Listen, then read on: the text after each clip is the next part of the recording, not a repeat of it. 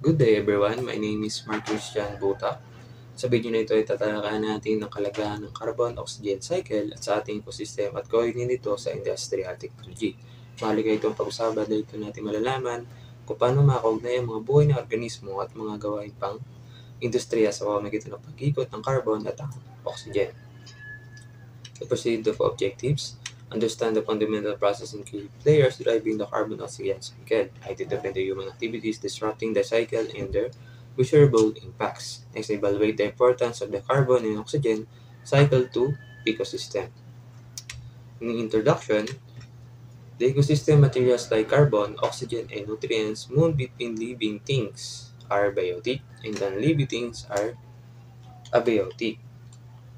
Meaning, ang cycle ng carbon at oxygen ay mahalaga dahil napapatalin nito ang balanse ng pagkonsumo at release ng carbon at ang oxygen.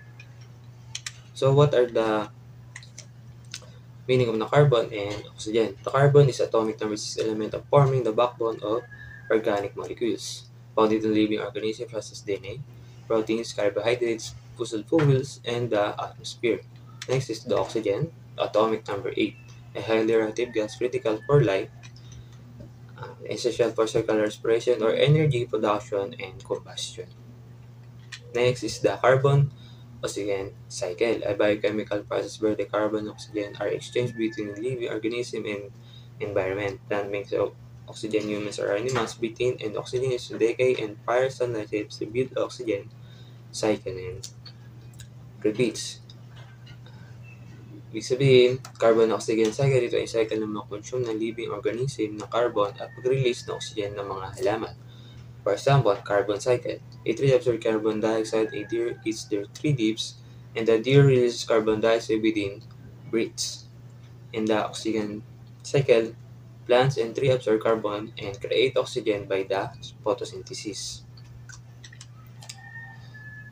Next, the key processes and stages of the carbon-oxygen cycle. So what are these? First is the photosynthesis, stages of organic carbon to organic matter. By meaning of this, using light put things together, plants use this process to make their food with the help of sunlight, water, and carbon dioxide. You know the plants breathe just like us. Plants have tiny opening called stomata, present in their leaves through which they take in carbon dioxide. Yes, they breathe in carbon dioxide and give out oxygen. They also water and other nutrients to make food which is absorbed by their roots. Leaf contains a tiny pigment called chloroplast. These pigments take in carbon dioxide, water, and sunlight and turn them into the sugar and oxygen. The sugar is used by plants their food and the oxygen is given out in the atmosphere. This process is called photosynthesis. Next is the respiration. They consume oxygen and release carbon through circular respiration. Next is the decomposition. Releases carbon and returns nutrients to the soil or atmosphere. Yung roles of the decomposer or decomposition, they are break down dead plants and animals, help as new plants grow by releasing nutrients back into the soil, play a key role in recycling materials within ecosystem. Fourth is the combustion, meaning it contributes to greenhouse gas accumulation. And then number 5, diffusion. Ang mga neutral na mga galaw ng molecules galing sa area ng mga matataas na konsentrasyon papunta sa mababang area na may konsentrasyon hanggang sa maging balanse ito. And now we are proceed to the sources of carbon and the sinks of carbon. The sources of carbon have natural sources of carbon, human-made sources of carbon, and the sinks of carbon have natural sinks of carbon, and human-made sinks of carbon. So, carbon reservoirs, which store carbon in various forms for small or really long periods of time. Example, the Earth atmosphere, organic elements, to store carbon in various forms, geothermal activities. So, first, ano nga ba yung reservoir? Ito yung mga natural na kinalalagyan ng carbon o oxygen matatagpuan sa iba't ibang uri ng mga nandoon mula sa mahabang panahon. Next is the sources of oxygen. They have natural sources of oxygen and human-made sources of oxygen.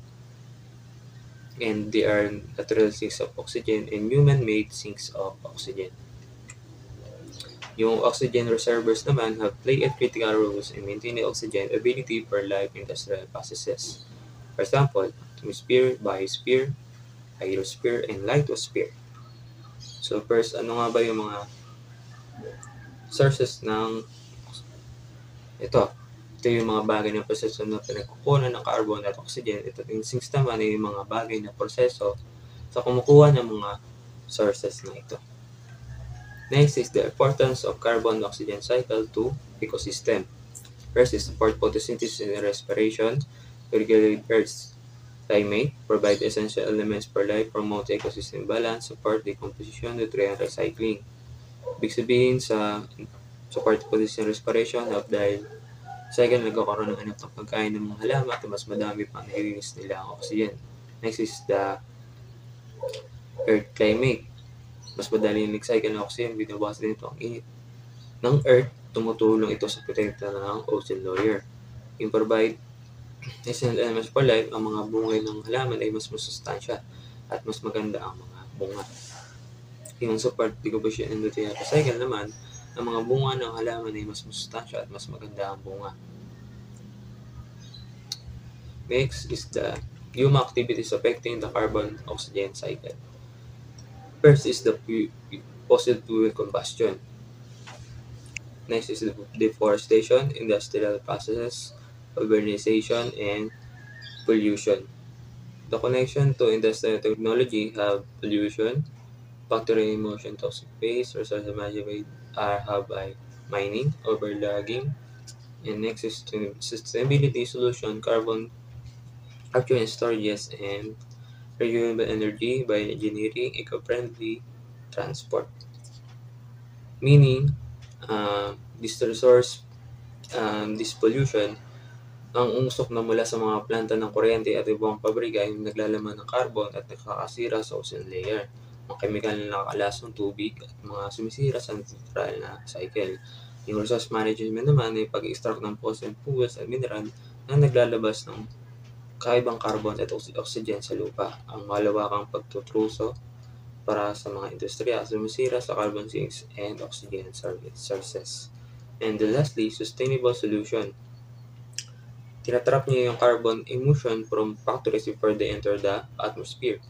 And then renewable energy, such as solar or hangin, reduces fuel dependence, preserving oxygen and curbing carbon. And also algae o halaman na mas mabilis na mag-absorb ng carbon at naglalabas ng oxygen. Mga dikuryenteng sasakyan at pumubuliko ng transit upang mabawasan ng pollution. So that's for today. Thank you for listening.